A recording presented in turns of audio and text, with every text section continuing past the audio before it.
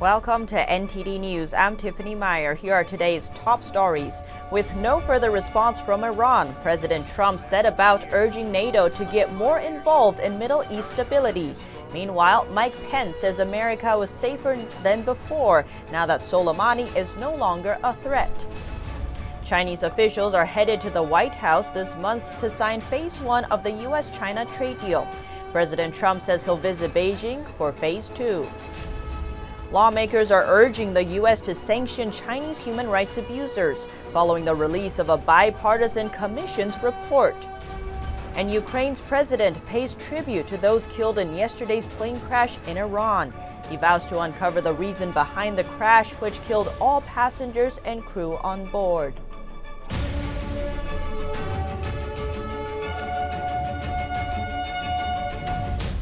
In the aftermath of heightened tensions between Iran and the U.S., Vice President Mike Pence says America is safer than before, and NATO agrees it could contribute more to regional stability in the Middle East.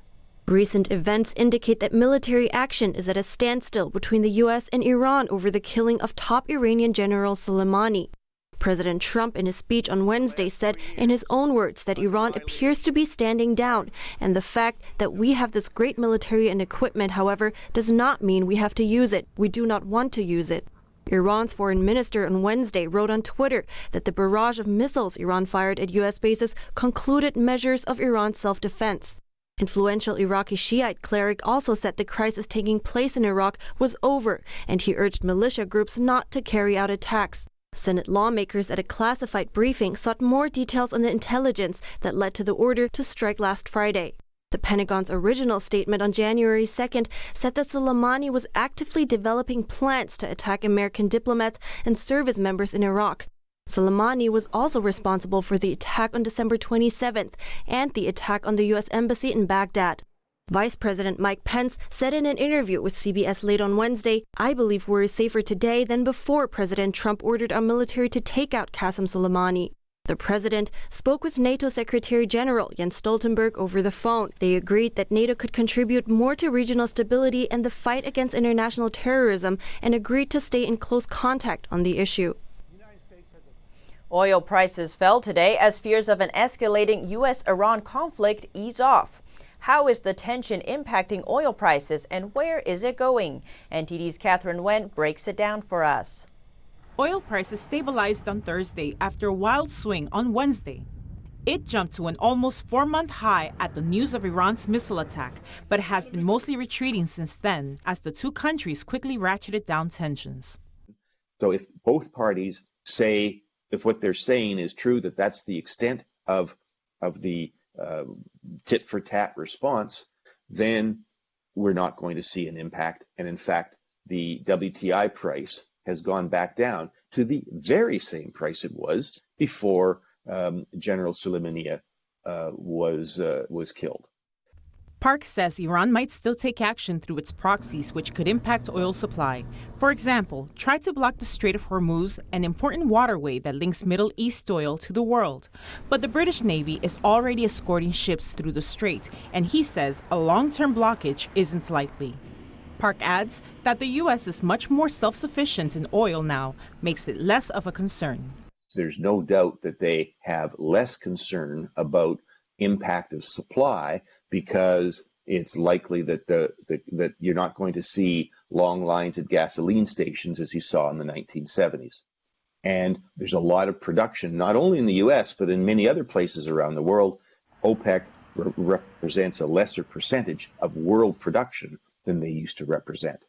So those are all features that I do think have an impact that gives the U.S. perhaps a bit more freedom or less fear about consequences of these actions if they occur in the Middle East.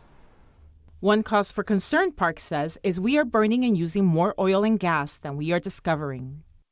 And that situation can't carry on. There's going to be shortfalls of supply. If people say there's lots of fish in the ocean, and the answer is that's true, but we're still going to go hungry if no one goes and fishes for them. Park still anticipates oil prices could reach $70, but he says consumers won't feel much of it since there's a lot of tax and other add-ons factor into gas prices. Reporting by Catherine Wen, NTD News.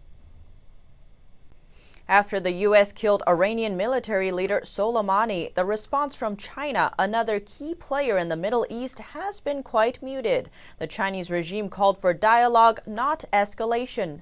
But an expert says that China's footprint in the Middle East is not as innocent as its sentiment. China responded to Friday's attack on Iranian military leader Soleimani with a call for de-escalation.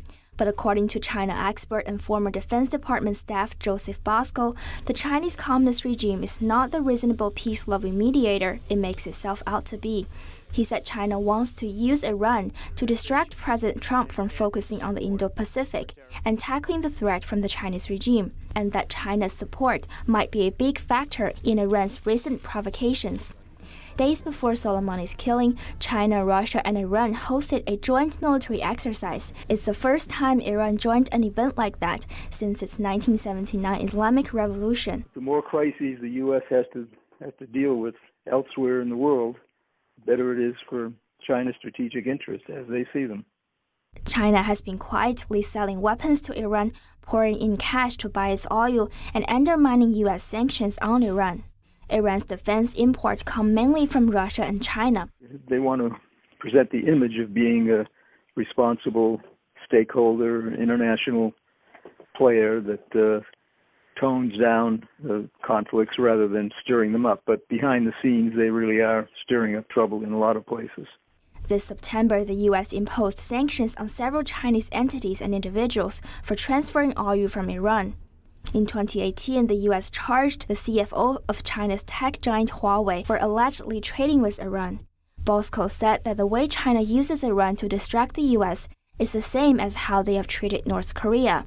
The fact that the U.S. has been so focused on North Korea has been a boon to China because it has enabled them to do a lot of things under the radar.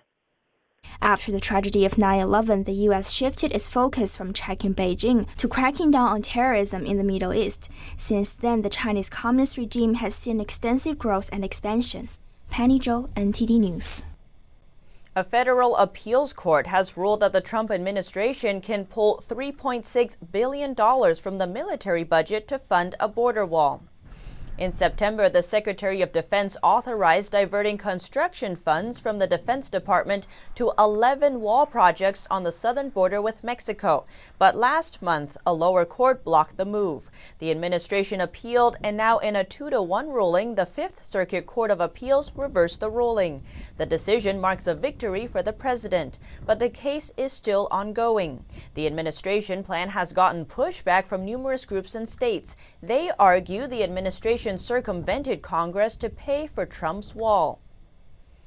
And China confirmed today that a trade delegation is headed to the U.S. next week to sign Phase 1 of the U.S.-China trade deal. Trump says Phase 2 of the agreement will happen in Beijing. A Chinese Commerce Ministry spokesman, Gao Feng, confirmed on Thursday that China will sign a Phase 1 trade deal with the U.S. next week. China's Vice Premier Liu He will visit Washington from January 13th to the 15th. President Trump said the deal will be signed at the White House on January 15th. He said he would later travel to Beijing to begin talks on the next phase. Feng added that negotiating teams from both sides remain in close communication on the particular arrangements of the signing. The Phase 1 deal reached last month is expected to cut tariffs and boost Chinese purchases of U.S. farm, energy, and manufactured goods. A U.S. congressional commission has called on the White House to sanction Chinese officials involved in human rights abuses. The commission's 2019 report says that rising authoritarianism in China is one of the 21st century's most important challenges. The bipartisan commission released its annual human rights report on January 8th. It found that human rights and the rule of law in China continued to worsen in 2019. The commission has found that over the last year, the human rights situation has worsened and the rule of law continued to deteriorate. Make no mistake, the Chinese Communist Party is committing crimes against humanity. The over 300-page report said that over the past few decades, the Chinese regime has expanded a costly and elaborate authoritarian system designed to intimidate, censor, and even imprison Chinese citizens for exercising their fundamental human rights. Last year, Congress enacted the Hong Kong Human Rights and Democracy Act. The law included provisions that paved the way for sanctions against Chinese and Hong Kong officials responsible for rights abuses in the city. Now the Hong Kong Human Rights Democracy Act has been signed into law. The administration should hold accountable any person who is responsible for arbitrary detention or other gross human rights violations.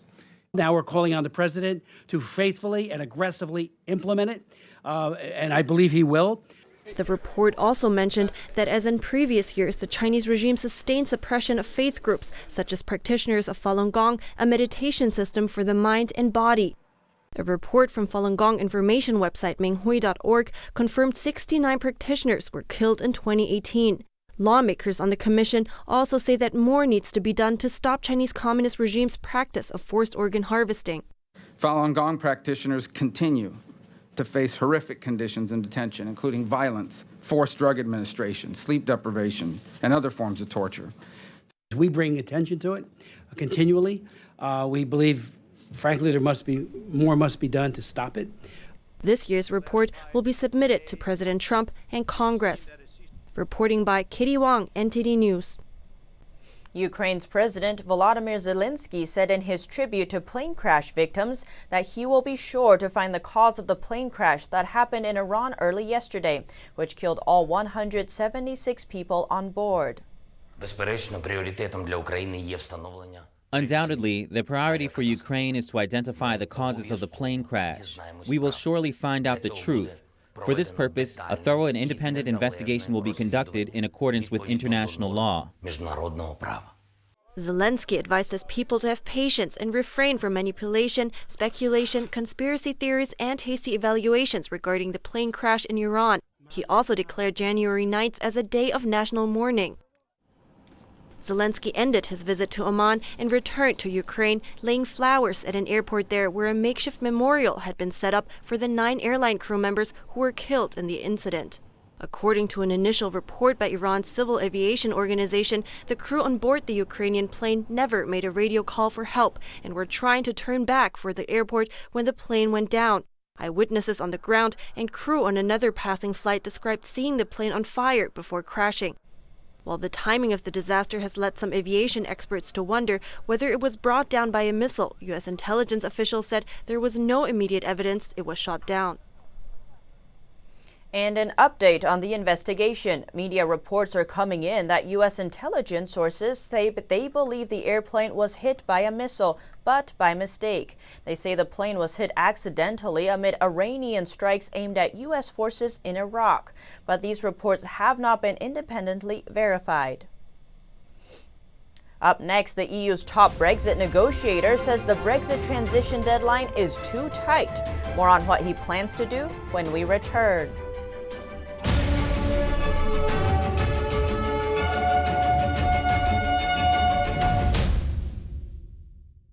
This is extremely gutsy. The Chinese Communist Party is not known for taking criticism very well. The police have blocked off the streets and been firing tear gas and beanbag rounds at the protesters, and they've made several arrests. 警方呢是一直进行了一些推进，并且呢是多次舉起黑旗和橙旗呢，去發射了很多的催淚彈。即係佢哋放出去彈嗰時，嘭咁撞到個肚㗎。咁咧就我而家翻轉頭咧見到個咁嘅嘢，因為嗰時兵荒馬亂咧，我就。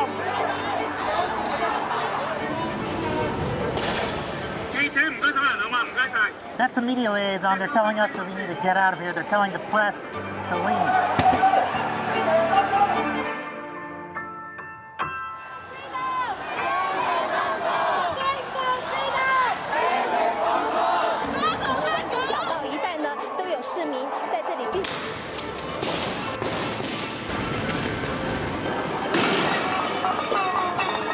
Boy, this tear gas is getting pretty strong.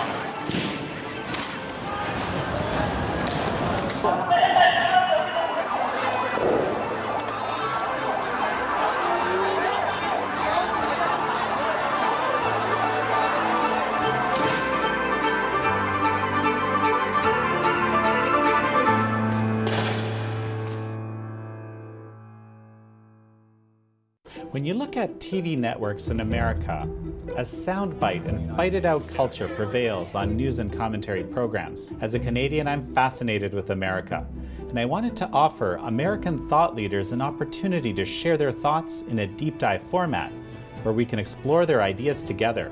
And so American Thought Leaders was born.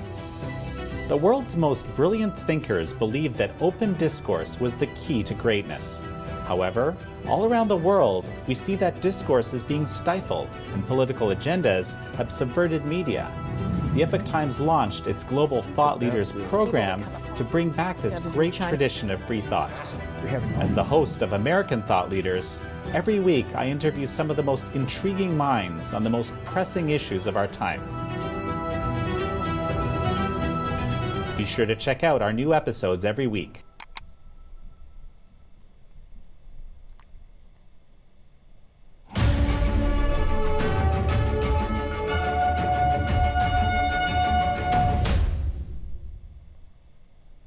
The EU's chief Brexit negotiator says he needs more time for decisions that are unprecedented in scope. He says the plan is too comprehensive to be rushed under the current deadline.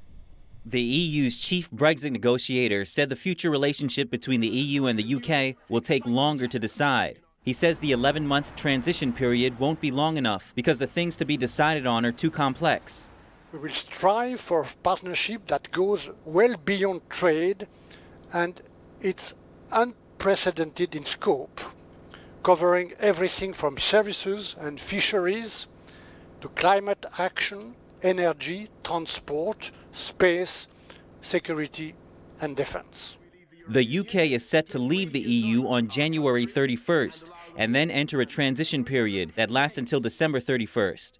During the transition period, the relationship remains the same while negotiations are supposedly finalized. But that is a huge, very huge agenda, and we simply cannot expect to agree on every single aspect of this new partnership under 1 year. Barnier says the UK has more to lose, since whatever the outcome with the UK, the EU still has free trade agreements with its remaining member states and partners. In France, the winter sales began yesterday, but store directors and owners are predicting a gloomy outlook, saying it's unlikely to make up for a dismal Christmas period. Shoppers pushing through the doors in droves, eager to get the biggest sales. But will it be enough to turn around the slow December sales period? Store owners aren't optimistic. 30 jours de grève. 30 days of strike, 30 days of no buying, 30 days of loss, 30 days of hell. D'enfer, en fait. The union-led protests and strikes against President Emmanuel Macron's plan to overhaul the pension system have taken their toll on the business sector. There is a loss in revenue of 20, 30, or 40%, so that's of consequence. Some of them have the Treasury to help them in this difficult time, others do not. French consumer confidence fell more sharply than expected in December. Data showed it hit a 5-month low since the strikes began. The strikes are continuing. We hope that a solution will be found quickly so that our activity can return to normal. Nationwide strikes and demonstrations have repeatedly shut schools and closed transport, while demonstrations have led to clashes with police, most recently on Saturday. The French government and trade unions resumed talks of negotiations on Tuesday, with no compromise being reached. A new round of negotiations is scheduled for Friday. Coming up, former colleagues of fugitive businessman Carlos Ghosn respond to his accusations against them. More on that after the break.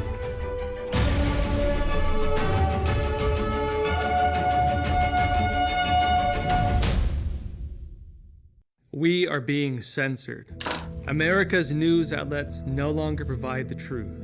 90% of news outlets in the United States are controlled by 6 corporations. They're not out to tell you the truth of what's happening. They're out to tell you the picture of the world that they represent. The mission of the Epoch Times is to chase the truth, to ground all statements in facts, and prevent people from being misled.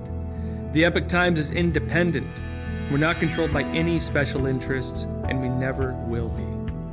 The Epoch Times is a non-partisan media. That means we don't stand for any political party. This is a battle between truth and deceit, a a battle between forces that would ensnare this country in ignorance and between a media that wants to present you with the truth. Subscribe today and join the Americans who are seeking truth and tradition. We'd love to have you on board. Our investigative reporters at the Epoch Times have spent 18 months uncovering the biggest political scandal in modern history. We connected the dots around Spygate, the actions by Obama-era officials against Trump's 2016 presidential campaign. Join me on Declassified as we bring you up-to-date developments on this unfolding scandal.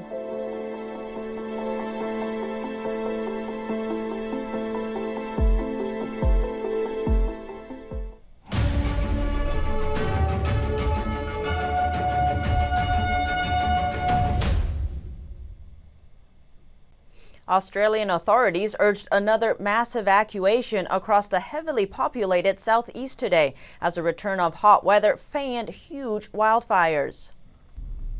A return of extreme temperatures has led to calls for another mass evacuation in southeast Australia. Monster bushfires have scorched an area the size of South Korea, killing 27 people, while thousands have been made homeless. Prime Minister Scott Morrison on Thursday called for unity. I would encourage all Australians to continue to follow the advice of authorities, to keep being kind to each other as the way you are. Thank you for your generosity and your support. All levels of government will keep working to ensure that we come through this together by staying together. Thank you very much. The New South Wales government has pledged a further $1 billion to help rebuild communities, while some business owners are already feeling the pain. George Demetrios is the owner of a seafood shop in Bondi Beach. So we're getting a reduced amount of seafood coming through. Oysters, for example, and prawns. These things are affected because of obviously road closures. So it goes further than just tourism as well.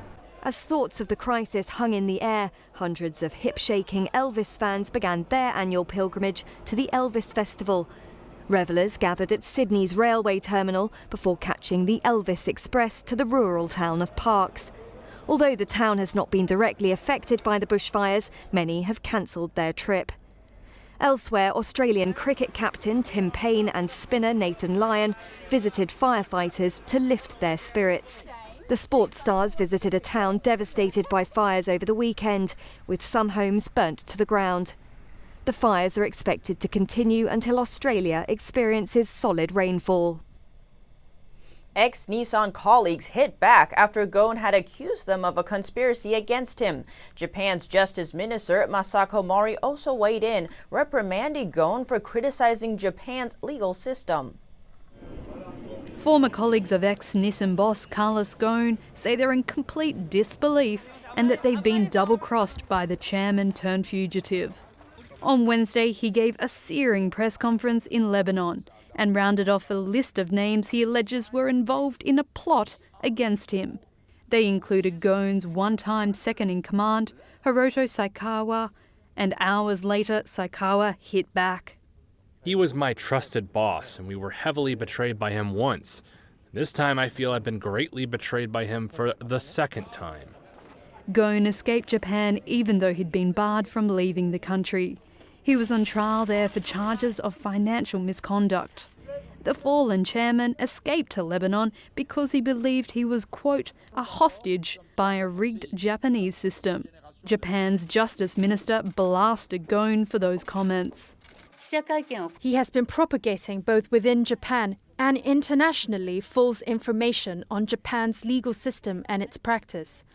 This is absolutely intolerable. Japan's criminal justice system sets out appropriate procedures and is administered properly to clarify the truth.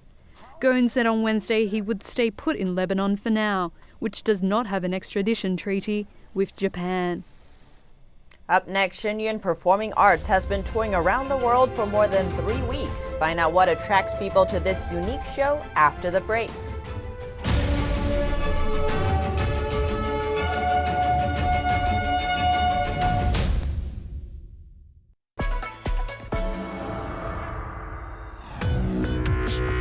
Viewers have described China Uncensored like The Daily Show, but about China. At the beginning, I was super excited when I got 500 views, and now the show's grown to about 500,000 subscribers on YouTube. One episode reached 7.9 million people. I'm a little freaked out that many people have seen my face. In 5 years, I see China Uncensored as the sole source of edutainment worldwide.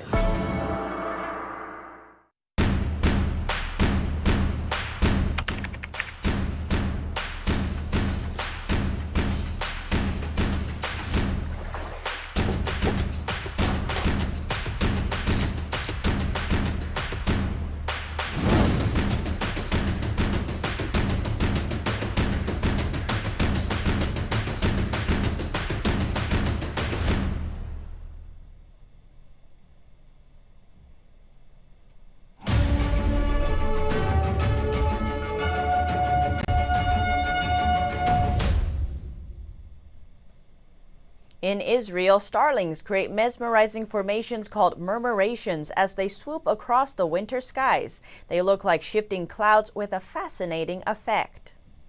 As the sun sets, the Starlings begin their dazzling display, twisting and turning at high speed, creating dramatic, sweeping patterns in the southern Israel sky. Parents point out the formations to their children. While children run to see the swallows, a donkey seems less impressed. The Starlings come from Russia and East Europe to winter in Israel. They create murmurations, dark, shifting shapes that look like dancing clouds. They group together, finding safety in numbers. Their changing movements and shifting collective shape also works to confuse their would-be attackers. Until 20 years ago, Starlings came to Israel in their millions, but their numbers have dropped to flocks of between a few tens of thousands to a few 100,000. Researchers have not yet identified the reason for the decline. A performing art that goes deeper than just creating beautiful displays. Shenyuan's mission to revive the traditional values of ancient Chinese culture has inspired audiences around the globe. NTD Shiwen has the story. I was surprised and touched halfway through. I'm almost in tears. For thousands of years, classical Chinese dance was used to express traditional values. Shen Yun shows those values through story-based dance. It really touches the heart. I think it really does.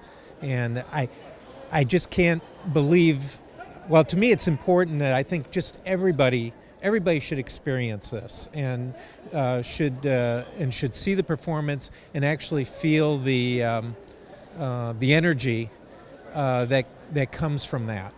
After the Chinese Communist Party took power, it systematically began to destroy ancient Chinese culture.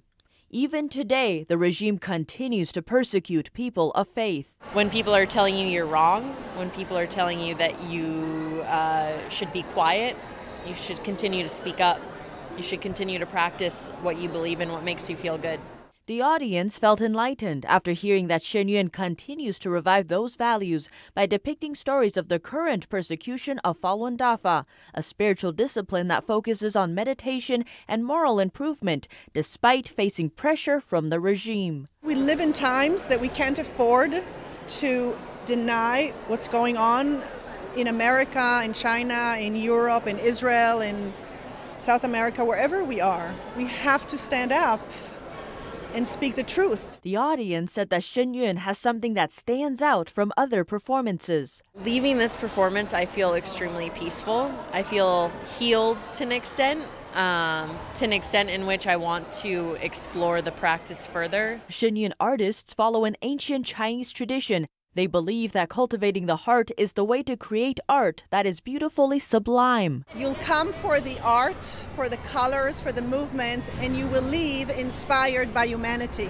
Reporting by Shiwen Rong, NTD News. And that's all for now. Thanks for tuning in. Join us again tonight. I'm Tiffany Meyer.